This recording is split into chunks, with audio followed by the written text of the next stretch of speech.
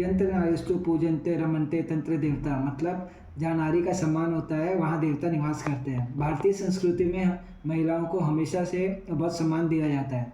भारत में more than 30% womens domestic violence act की शिकार होती है एज पर NCRP रिपोर्ट। जहाँ महिलाएं आज पुरुषों के साथ कंधे से कंधा मिला के काम कर रही है, वहीं पे डोमेस्टिक वायलेंस एक्ट आज दिन बे दिन बढ़ते जा रहा है। नमस्कार, मैं advocate Piyush Barai, practising in Bombay high court.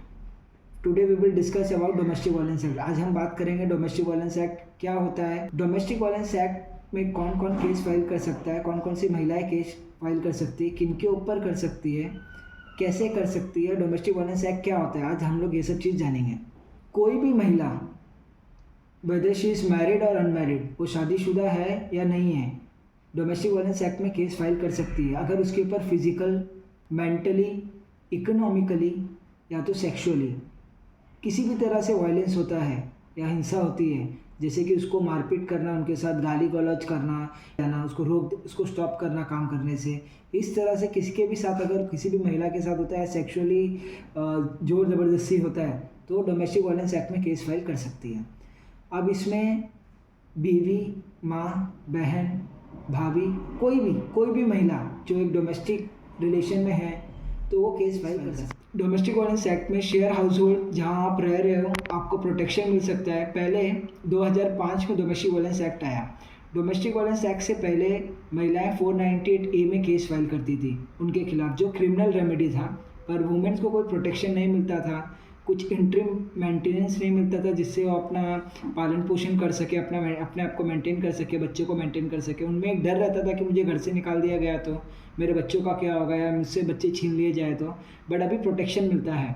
अगर कोई भी वुमेन डोमेस्टिक वायलेंस एक्ट में केस फाइल करती है तो वो उसी घर में रह सकती है और उसको प्रोटेक्शन मिलेगा कि कोई उसको फिजिकली या मेंटली किसी भी तरीके से वायलेंस नहीं करेगा। इंटरिम मेंटेनेंस उसको मिलेगा, स्पेशली ज़्यादातर हस्बैंड की तरफ से ऊपर ही डोमेस्टिक वायलेंस एक्ट होता है।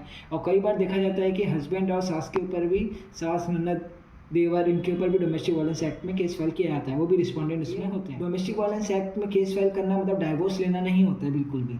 ये खाली आपके अधिकारों को सेफगार्ड करना, आपको सेफगार्ड करने के लिए ये एक्ट बनाया गया है। और डोमेस्टिक वायलेंस एक्ट सिर्फ मैरिड पर्सन या तो जो ब्लड रिलेशन के हैं खाली वो नहीं, इवन जो लिविंग रिलेशनशिप में रहते हैं वो भी फीमेल पार्टनर मेल पार्टनर के ऊपर डोमेस्टिक वायलेंस एक्ट का केस फाइल कर सकती है अगर वो उनको फिजिकली, मेंटली, इकोनॉमिकली और सेक्सुअली अब्यूज करते हैं या उसको टॉर्चर करते हैं। तो डोमेस्टिक वायलेंस एक्ट में जो भी महिला केस फाइल करती है, अगर उनको उनके साथ में नहीं रहना है, अलग से रहना है, तो उनको एक रेंटल हाउस देना पड़ता है, स्पेशली हस्बैंड को, सेम स्टैंडर्ड ऑफ लिविंग में। ऐसा नहीं कि वो अगर टावर में रहता है तो इनको चौल की प्रॉपर्टी में या कहीं पे उसको किधर भी एक छोटे मोटे जगह पे, जो स्टैंडर्ड ऑफ लिविंग वो पहले जी रही थी और जैसे हस्बैंड जी रहे हैं, उसका हस्बैंड और उसके घर वाले, उसी तरह से सेम स्टैंडर्ड ऑफ लिविंग में उसको भी जीने का अधिकार है। डोमेस्टिक वायलेंस एक्ट में अगर उसको कोई चाइल्ड है तो चाइल्ड की कस्टडी अगर फीमेल को चाहिए है वो उसके पास होगी,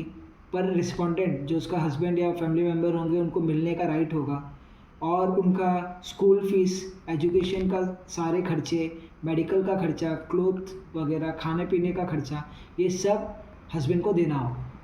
अगर हस्बैंड एंड वाइफ दोनों भी अर्न करते हैं, अगर हस्बैंड ज़्यादा अर्न करते हैं, जस्ट एग्जांपल हस्बैंड का पेमेंट 1 लाख रुपीज़ है, वाइफ का पेमेंट 20 या 30,000 या 40,000 रुपीज़ है और बच्चा है, तो उस हिसाब से जज डिसाइड करेंगे कि कितना मेंटेनेंस वाइफ को मिलना चाहिए। काफ़ी सिचुएशंस में ऐसा होता है कि वाइफ एजुकेटेड नहीं होती है या कहीं पे काम नहीं करती है, उस सिचुएशन में भी हस्बैंड को उनको अच्छी तरह से वैसे स्टैंडर्ड ऑफ लिविंग में। डोमेस्टिक वायलेंस एक्ट इंडिया में बढ़ते जा रहे हैं। इसको स्टॉप करने का पहले तो माइंडसेट चेंज करना पड़ेगा हमारा। जैसे बोलते हैं ना, man are born free and women are born slaves. ये माइंडसेट जब तक चेंज नहीं होगा तब तक डोमेस्टिक वायलेंस एक्ट के केस कंटिन्यू बढ़ते ही जाएंगे। एजुकेशन के साथ साथ हमारा माइंडसेट को भी चेंज करना पड़ेगा। जो मेल डोमिनेंट सोसाइटी है, इस चीज़ को चेंज करना पड़ेगा। अगर आप मुझसे कांटेक्ट करना चाहते हैं, आपके अंदर अभी भी कोई डाउट है या आप मुझसे मिलना चाहते हैं या कुछ बात करना चाहते हैं, तो आप मुझे कांटेक्ट कर सकते हैं। मेरा डिटेल डिस्क्रिप्शन में दिया हुआ है। नमस्कार, जय हिंद।